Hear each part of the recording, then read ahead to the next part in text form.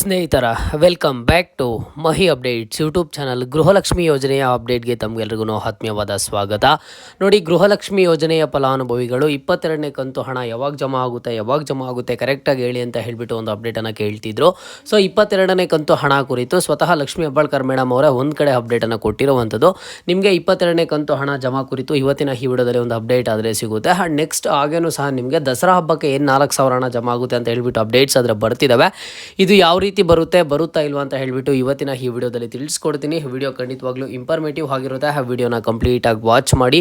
And ಹಾಗೇನು ಚಾನಲ್ಗೆ ಏನಾದರೂ ಫಸ್ಟ್ ಟೈಮ್ ವಿಸಿಟ್ ಮಾಡಿದರೆ ಅಥವಾ ಇನ್ನೂ ಸಬ್ಸ್ಕ್ರೈಬ್ ಮಾಡ್ಕೊಂಡಿಲ್ಲ ಅಂತ ಅಂದರೆ ಕೆಳಗಡೆ ಲೈಕ್ ಬಟನು ಆ್ಯಂಡ್ ಹಾಗೇನು ಸಬ್ಸ್ಕ್ರೈಬ್ ಬಟನ್ ಕಾಣಿಸಿರುತ್ತೆ, ಹೋಗಿ ಲೈಕು ಸಬ್ಸ್ಕ್ರೈಬನ್ನು ಮಾಡ್ಕೊಳ್ಳಿ.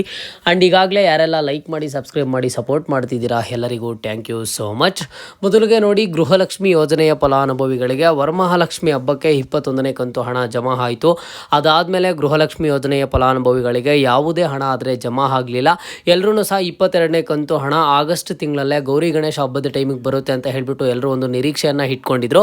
ಬಟ್ ನಿಮಗೆ ಗೌರಿ ಗಣೇಶ ಹಬ್ಬದ ಟೈಮಲ್ಲಿ ಲಕ್ಷ್ಮೀ ಹೆಬ್ಬಾಳ್ಕರ್ ಮೇಡಮ್ ಅವರೇ ಸ್ವತಃ ಹೇಳಿದ್ರು 2,000 ಹಣ ನಾವು ಜಮಾ ಮಾಡ್ತೀವಿ ಅಂತ ಹೇಳಿಬಿಟ್ಟು.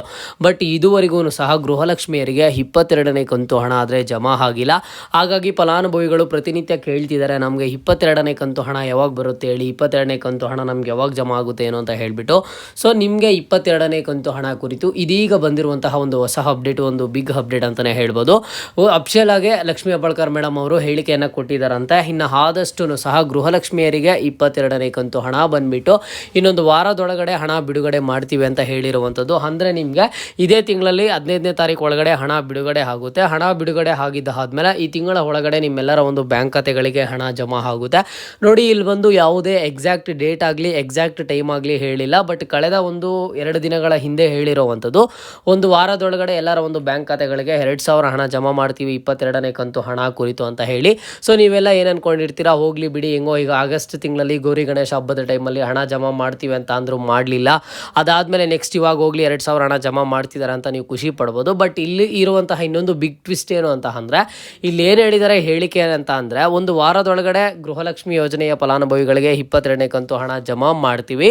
ಅಕಸ್ಮಾತಾಗಿ ಏನಾದರೂ ಜಮಾ ಮಾಡೋದಕ್ಕೆ ಆಗಲಿಲ್ಲ, ಇಲ್ಲ ಅಂತ ಅಂದರೆ ನಮ್ಮಿಂದ ನಾವೇನಾದರೂ ಜಮಾ ಮಾಡಿಲ್ಲ ಒಂದು ವಾರದೊಳಗಡೆ ಅಂತ ಅಂದರೆ ಈ ತಿಂಗಳ ಹಣ ಆ್ಯಂಡ್ ಹಾಗೇನು ಸಹ 22, 23ನೇ ಕಂತು ಹಣ ಸೇರಿ ನಾವು ಒಟ್ಟಿಗೆ 4,000 ಹಣ ಮುಂದಿನ ತಿಂಗಳಲ್ಲಿ ಜಮಾ ಮಾಡ್ತೀವಿ ಅಂತ ಹೇಳಿಬಿಟ್ಟು ಒಂದು ಹೇಳಿಕೆಯನ್ನು ಕೊಟ್ಟಿರುವಂಥದ್ದು.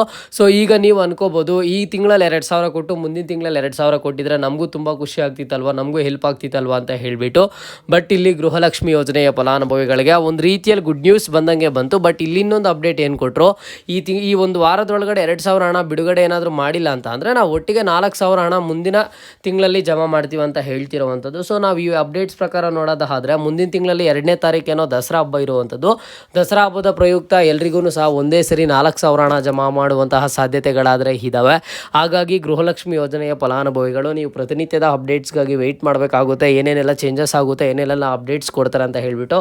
ಆ್ಯಂಡ್ ಹಾಗೇನು ಸಹ ನಿಮಗೆ ಹಣ ಜಮಾ ಆಗುವಂತಹ ಪ್ರೋಸೆಸ್ ಬಂದರೆ ಈ ತಿಂಗಳಲ್ಲಿ 2,000 ಹಣ ಬಂತು, ಇನ್ನೊಂದು ವಾರದೊಳಗಡೆ ಗೊತ್ತಾಗ್ಬಿಡುತ್ತೆ. ಇಲ್ಲ ಒಂದು ವಾರದೊಳಗಡೆ ಯಾವುದೇ ಥರದ ಹಣ ಬರಲಿಲ್ಲ, ಹಣ ಜಮಾ ಆಗಲಿಲ್ಲ ಅಂತ ಅಂದರೆ ಖಂಡಿತವಾಗ್ಲೂ ಸಹ ನಿಮಗೆ ಬಂದುಬಿಟ್ಟು ಹಣ ಮುಂದಿನ ತಿಂಗಳಲ್ಲಿ ದಸರಾ ಹಬ್ಬದ ಪ್ರಯುಕ್ತ 4,000 ಹಣ ಜಮಾ ಮಾಡ್ತೀವಿ ಅಂತ ಹೇಳಿ ಅವಾಗ ನಿಮಗೆ 4,000 ಹಣ ಆದರೆ ಜಮಾ ಮಾಡ್ತಾರೆ. ಓಕೆನಾ? ಸೊ ಇಷ್ಟೆಲ್ಲ ಚೇಂಜಸ್ಸು, ಇಷ್ಟೆಲ್ಲ ಅಪ್ಡೇಟ್ಸ್ ಆದರೆ ಆಗ್ತಿರುವಂಥದ್ದು 22ನೇ ಕಂತು ಹಣ ಜಮಾ ಕುರಿತು. ಆ್ಯಂಡ್ ಸಾಕಷ್ಟು ಫಲಾನುಭವಿಗಳು ದಸರಾ ಹಬ್ಬಕ್ಕೂ ಹಣ ಜಮಾ ಮಾಡ್ತಾರೆ, ಈ ತಿಂಗಳಲ್ಲಿ ಜಮಾ ಮಾಡ್ತಾರೆ ಅಂತ ಅಂದ್ಕೊಂಡಿದ್ದಾರೆ. ಈ ತಿಂಗಳಲ್ಲಿ ಏನಾದರೂ 2,000 ಹಣ ಬಂದಿಲ್ಲ ಅಂತಂದರೆ ಮುಂದಿನ ತಿಂಗಳಲ್ಲಿ 4,000 ಬರೋದು. ಇಲ್ಲ ಅಂತಂದರೆ ಖಂಡಿತವಾಗ್ಲೂ ನಿಮ್ಮ ಒಂದು ಬ್ಯಾಂಕ್ ಖಾತೆಗಳಿಗೆ 4,000 ಹಣ ಜಮಾ ಆಗೋದಿಲ್ಲ. ಈಗ ಅಕಸ್ಮಾತಾಗಿ ಏನಾದರೂ ಒಂದು ವಾರದೊಳಗಡೆ ನಿಮ್ಗೆ 2,000 ಹಣ ಜಮಾ ಆಯಿತು ಅಂತ ಅನ್ಕೊಳ್ಳಿ, ನಿಮಗೆ ಮುಂದಿನ ತಿಂಗಳು ಬಂದುಬಿಟ್ಟು ಅವಾಗ ಮತ್ತೆ ಕೇವಲ 2,000 ಹಣ ಜಮಾ ಆಗುತ್ತೆ ದಸರಾ ಹಬ್ಬದ ಟೈಮ್ಗೆ. ಸೊ ನೀವು ಓವರಾಲ್ ಆಗಿ ಏನು ಅರ್ಥ ಮಾಡ್ಕೋಬೇಕು ಅಂತ ಅಂದರೆ, ಗೃಹಲಕ್ಷ್ಮಿ ಯೋಜನೆಯ ಹಣ ಈಗ 22ನೇ ಕಂತು ಹಣ ಬಂದುಬಿಟ್ಟು ಒಂದು ವಾರದೊಳಗಡೆ ಜಮಾ ಆದರೆ ಜಮಾ ಆಗುತ್ತೆ. ಇಲ್ಲ ಅಂತಂದರೆ ದಸರಾ ಹಬ್ಬದ ಟೈಮ್ಗೆ ಒಟ್ಟಿಗೆ 4,000 ಹಣ ಜಮಾ ಆಗುತ್ತೆ ಅನ್ನೋಂಥದ್ದನ್ನು ನೀವು ತಿಳ್ಕೊಬೇಕಾಗಿರುತ್ತೆ. ಓಕೆನಾ? ಇದು ಇವತ್ತಿನ ಗೃಹಲಕ್ಷ್ಮಿ ಯೋಜನೆಯ ಅಪ್ಡೇಟ್ ಆಗಿತ್ತು. ನಿಮಗೆ ಎಷ್ಟು ಕಂತು ಹಣ ಬಂದಿದೆ ಅಂತ ಹೇಳ್ಬಿಟ್ಟು ಕಮೆಂಟ್ ಬಾಕ್ಸ್ ಮೂಲಕ ಕಮೆಂಟನ್ನು ಮಾಡಿ. ಆ್ಯಂಡ್ ಜೊತೆಗೆ ನೀವು ಯಾವ ಜಿಲ್ಲೆಯವರು ಅನ್ನೋದನ್ನು ಕಮೆಂಟ್ ಬಾಕ್ಸ್ ಮೂಲಕ ತಿಳಿಸ್ಕೊಡಿ. ಆ್ಯಂಡ್ ಪ್ರತಿನಿತ್ಯದ ಗೃಹಲಕ್ಷ್ಮಿ ಯೋಜನೆಯ ಅಪ್ಡೇಟ್ಸನ್ನು ನೋಡಬೇಕು ಅಂತ ಅಂದರೆ ಕೆಳಗಡೆ ಲೈಕ್ ಬಟನ್ನು ಸಬ್ಸ್ಕ್ರೈಬ್ ಬಟನ್ ಕಾಣಿಸಿರುತ್ತೆ, ಹೋಗಿ ಲೈಕು ಸಬ್ಸ್ಕ್ರೈಬನ್ನು ಮಾಡ್ಕೊಳ್ಳಿ.